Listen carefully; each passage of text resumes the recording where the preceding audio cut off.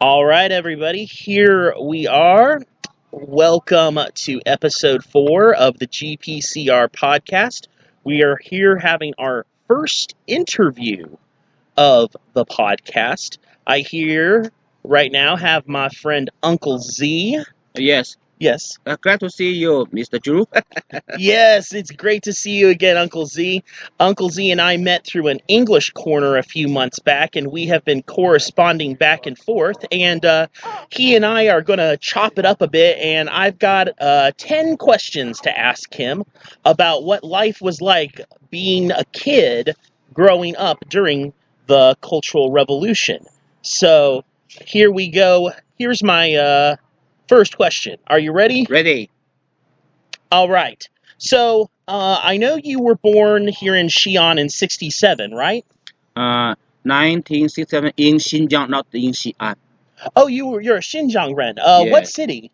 Shihe, do you know? This is a small city nearby Urumqi. 150 kilometers the distance between Urumqi and Shihe. Okay, interesting. But obviously, since you were born in 1967, you were, much too young to remember the most radical phase of the Cultural Revolution. But maybe you could tell me a quick bit about your familyhood and your childhood overall before we get into talking about the revolution. Let's talk. Let's talk together. Are you interested in history? Let's talk we got together. we gotta we have some passersby. We had some passersby say hello to us. Although I was young, I remember a lot.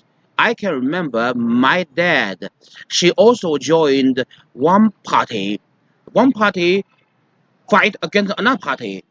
But the party my dad joined, they lost.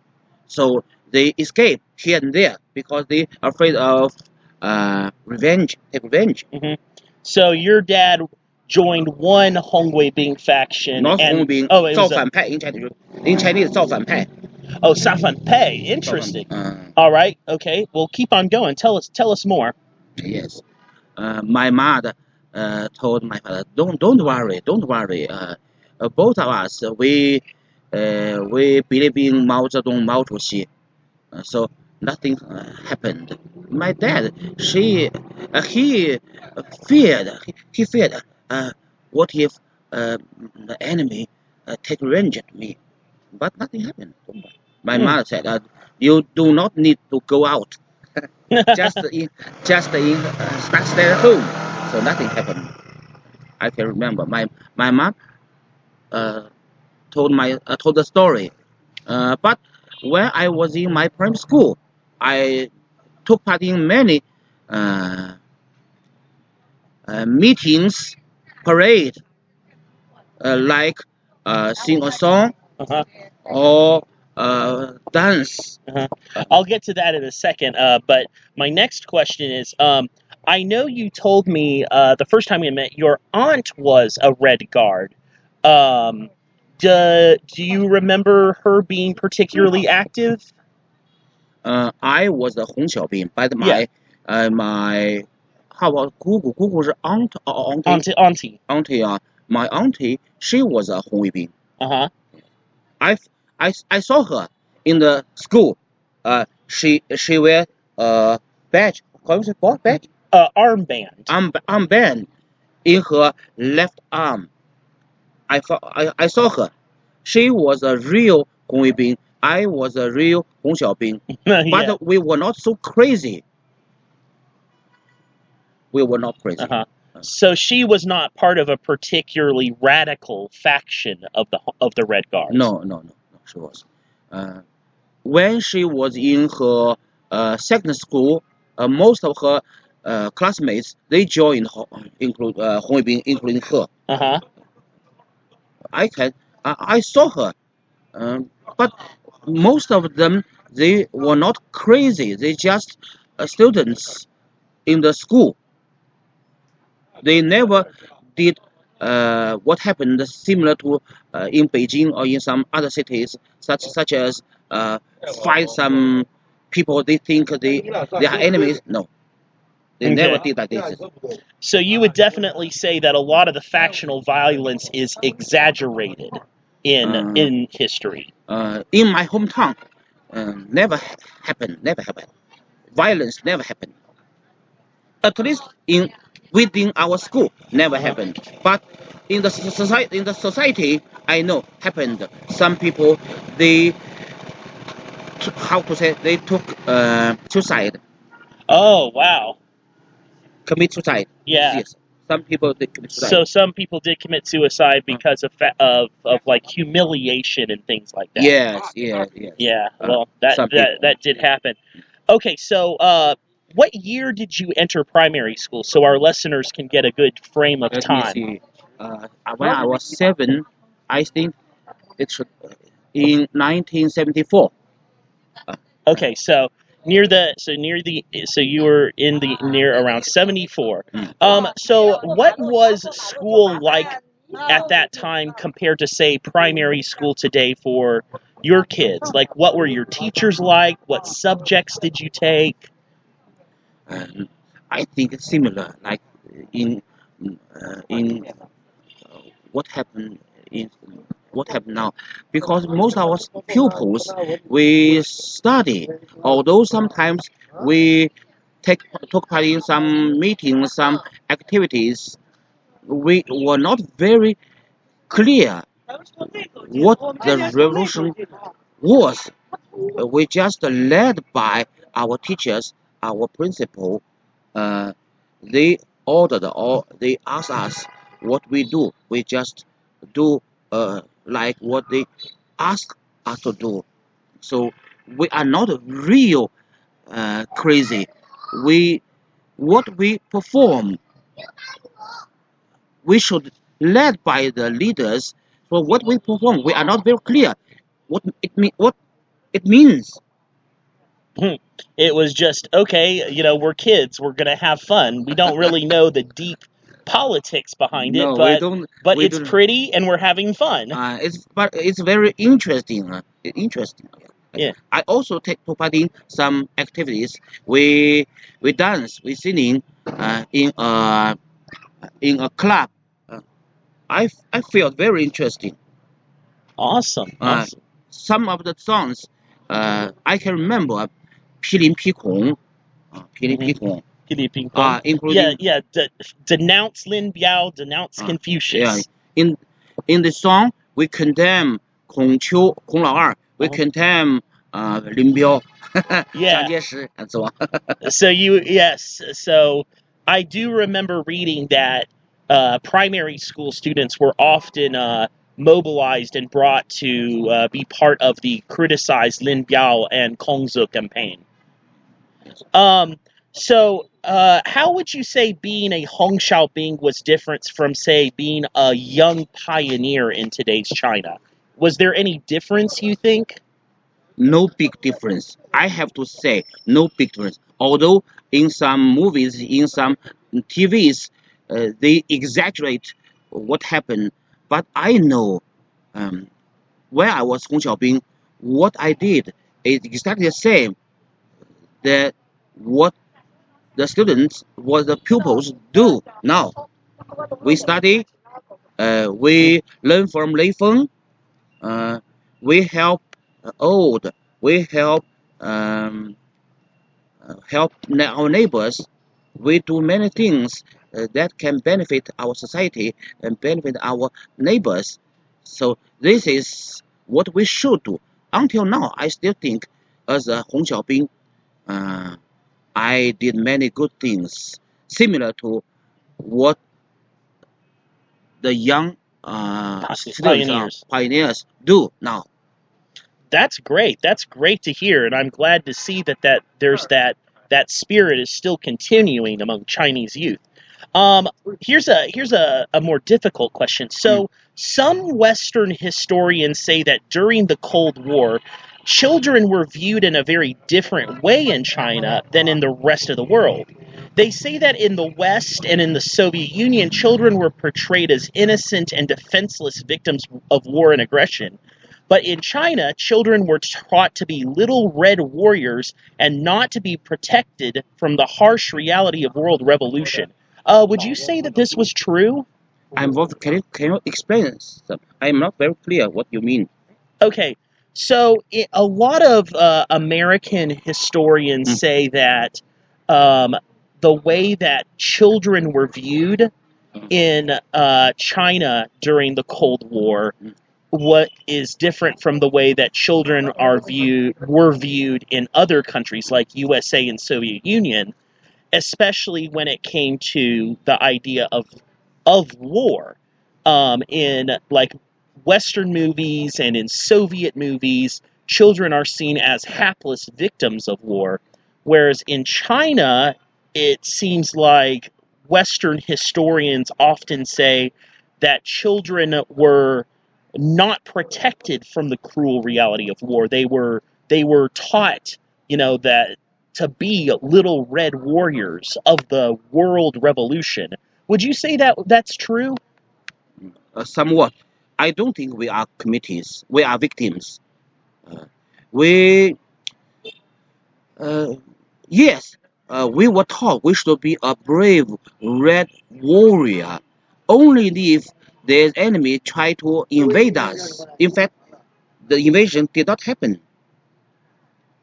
So although we all some students older than us, they often took part in some military training. I can saw them were training in the square, but nothing happened. Soviet Union they didn't attack us.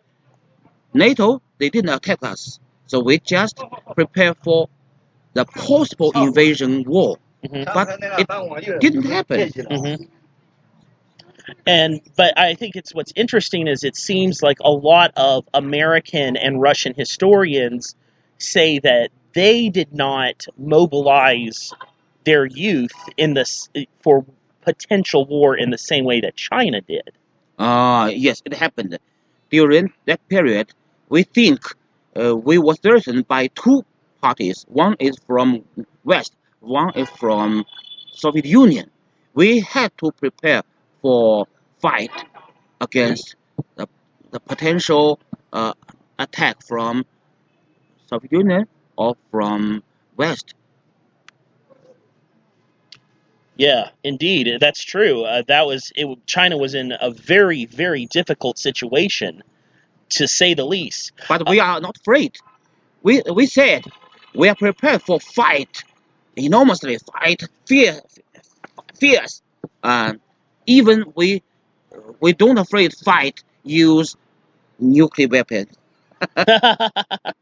But the atom bomb is a paper tiger, as Mao Zedong said. Okay, next question. So, what are some of your favorite memories about growing up at that time? So, you talked about some song and dance. What are some other common activities, dances, and games that Hong Xiaobing would play that maybe aren't so common among kids anymore?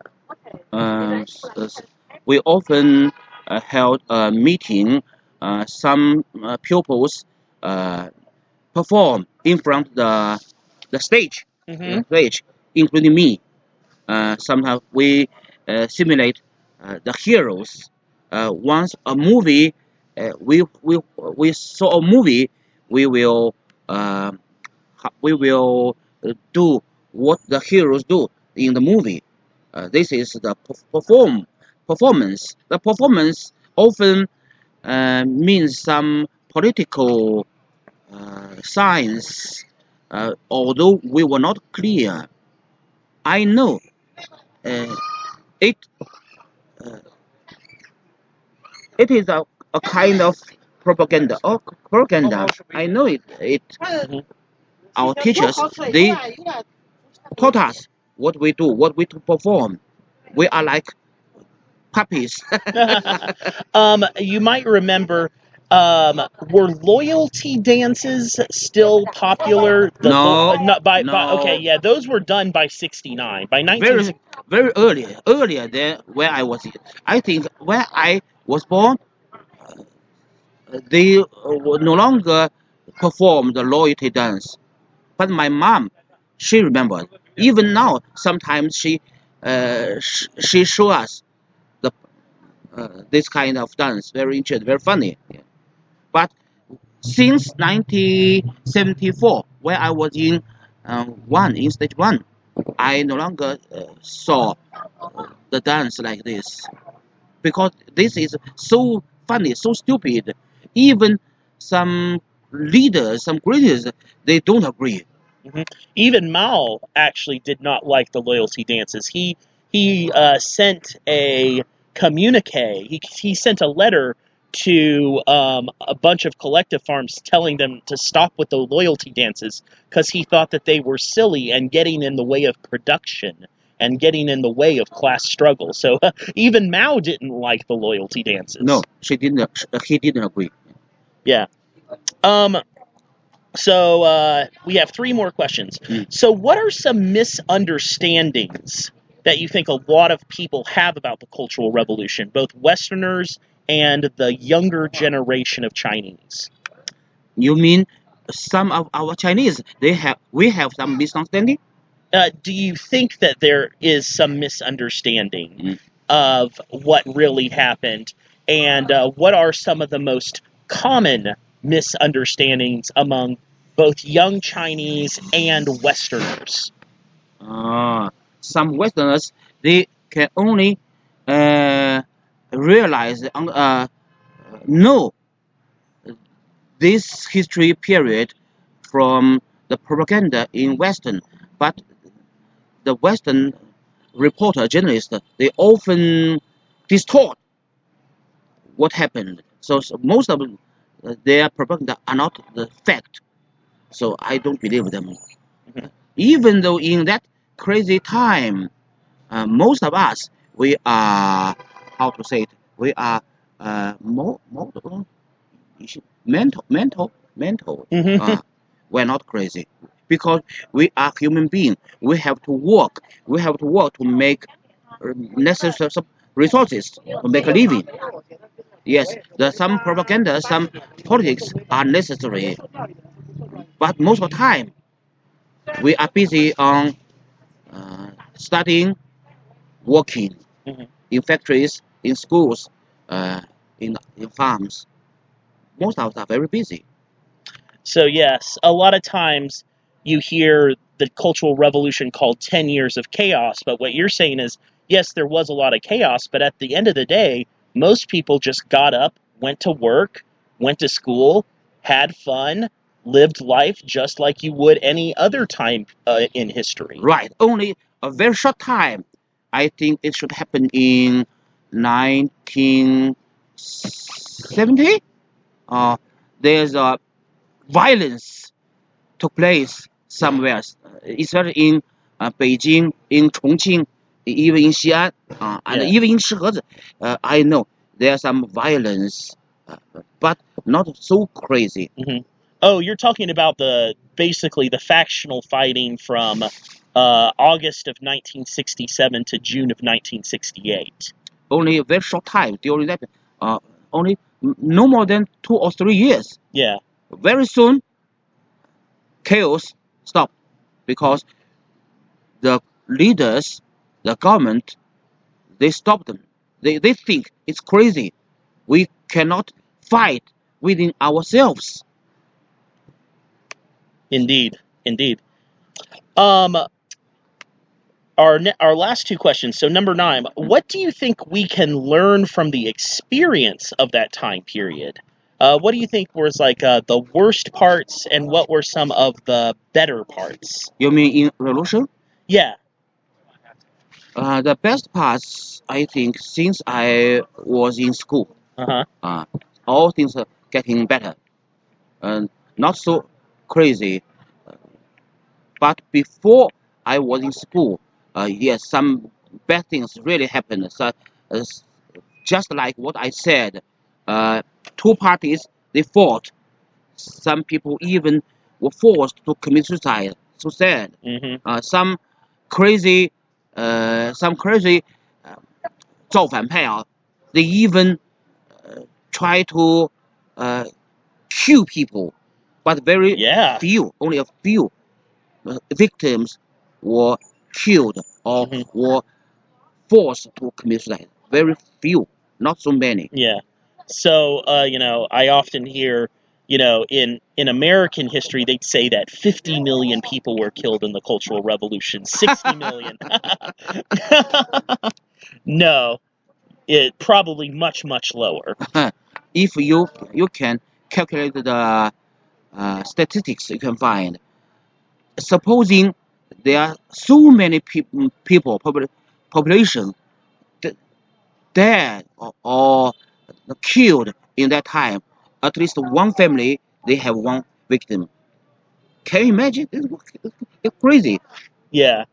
I've heard that more likely if we count the factional fighting, the suicides, and things like that, if we count all those together, I think it was more about 700,000 to a No, million. no, no, no, no. Not even. Not so many.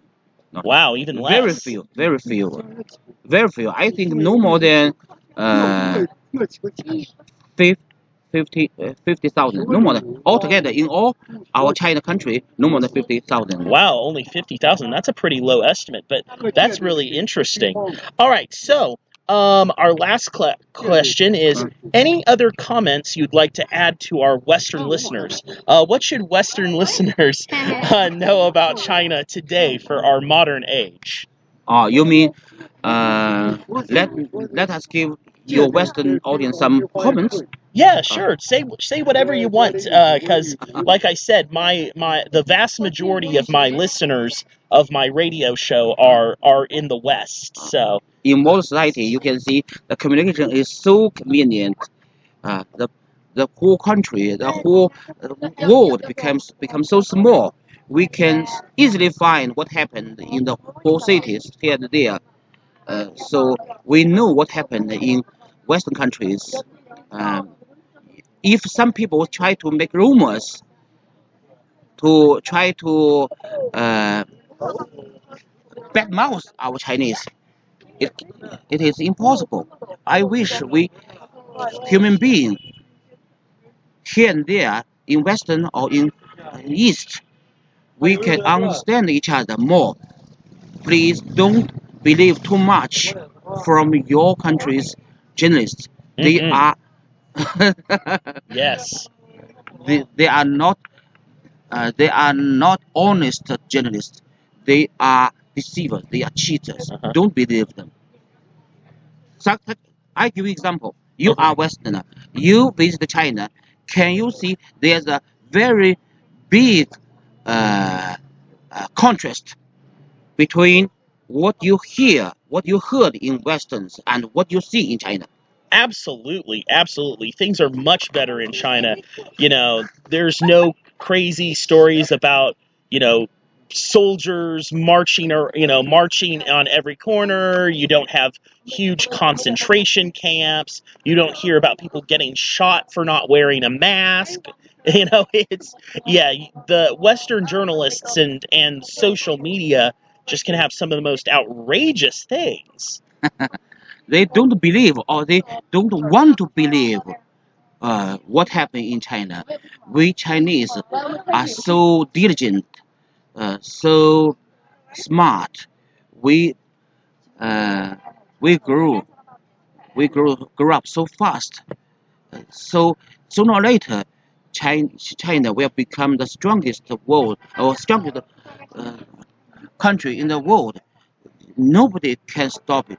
The tendency. Yeah. So just believe the belief. Try to communicate. Try to cooperate each other. Don't believe the rumors. If you uh, try to slow down the development of China, it's possible. It's possible. Hmm. You should realize. You should uh, know it's possible. Let's our human beings from West and from China cooperate, make the world more beautiful, make the world more vivid. We Chinese, we also want to make friends with Westerners, but some bad guys, just what I said.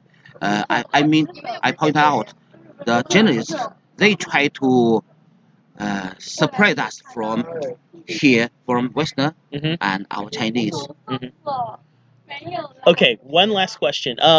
When we were having dinner earlier, we were talking a little bit about, various communist movements. We talked about Nepal and Peru, and we talked about India. Do you, as a former Hong Xiaobing, have any advice for young communists in the West, and maybe some ideas that they should be thinking about? Believe in your thinking. Believe in your not religion. Believe in what you should believe. We Chinese, when we are very young, we already accept the formal education from primary school. Everyone knows we should be a good student, a good people, a good student. Do not try to 挑衅怎么说？promote. Do not promote other people. Be a good man. Be smart. Don't believe in some extremist.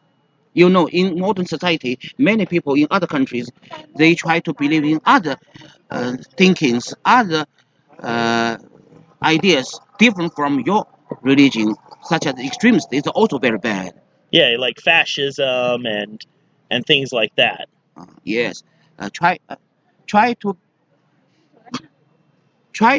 believe what our party asks us to believe, because our party only show us the way, let us go forward along with the best way, the good way. So just what I said before now, both of us believe in communism. Yes. So the best system is socialist, not capitalist. Even though what you try hard to try our Chinese to believe your religion or your thinking, it's impossible. It's impossible. We don't believe what you think, and most of Chinese, we don't believe any religion. But most Westerners, they like to believe religion. They eager to educate us to believe their religion. This is ridiculous. We Chinese, we have our own tradition. When in when we were in Qing dynasty, we were not very crazy on religion. We believe in Buddhist, but we are kind-hearted. We don't believe we should enlarge our territory. We should kill more people to make our country bigger, stronger. No, this is what we should do. We don't believe this. We just want to develop ourselves to make our country, make our hometown more beautiful. If you want to communicate with us, if you want to make friends with us, just visit our China and see what happened in in China. So your advice to young communists and young revolutionaries around the world is visit China and stay strong, stay faithful to the communist ideals, and know that it's inevitable that capitalism will fail. Don't believe any very various believings, religions. Most of our Chinese, we are very kind-hearted. We don't believe some very various believings. But by now I still don't understand why so many Westerns they believe in God. In my mind, God does not exist. So as long as you believe in God, you cannot communicate with a Chinese in the same level, in the same platform. We are different. Only in this stage, we are different. Well, you remember what Marx said, religion is the opium of the people. It's the hope in a hopeless world. So in a capitalist country, people turn to religion as a comfort mechanism. For them, it's a source of comfort. So I think that's something that is lost on a lot of people who live in socialist societies. Opium can only make you happy for the time being. I don't believe it, but I think communism can make the whole world better. Because as long as you believe in communist, what you do will uh, what you should do or what you do will benefit the whole society. Because communism or our communist party never let you do some harmful things to other people. But in Western countries, things are different. Some in churches, some people, such as preachers, Preachers, some priests priests. only tell you believe in God. Believe in God. If some people don't believe in God, try to overturn them, try to diminish them. Although they don't say this in a very straight way, but what in their mind they think like this. Man, that's true. That's true. In America, religion has a very deep grasp on our minds. But hopefully, young communists and young people around the world will cast off the shackles of dogmatic thinking, be it religion or dogmatic ideas about socialism or racism, fascism, and things like this. And I hope they really will take your advice. Well, Uncle Z, thank you so much for this interview. I've learned a lot, and I'm sure that my audience is going to learn a lot. I'll definitely send you a link of the interview when it's ready. And thank you so much. Thank you, Drew. Maybe later we can talk in another place and let's go on our discussion. Yes, definitely. You can. We are always here at the Great Proletarian Cultural Revolution podcast. We're always. You're always welcome to come back to talk about other things. If you have any other family members or friends who lived during that time who would be open to talking, if they're more than welcome to come on too. And I really want to enjoy to introduce some people to take part in our discussion. That the most difficult thing is they cannot speak English.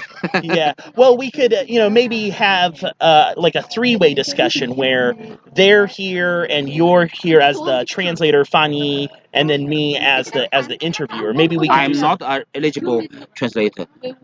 Your English is fantastic, No, man. no, no, no, no. Thank you for your propaganda.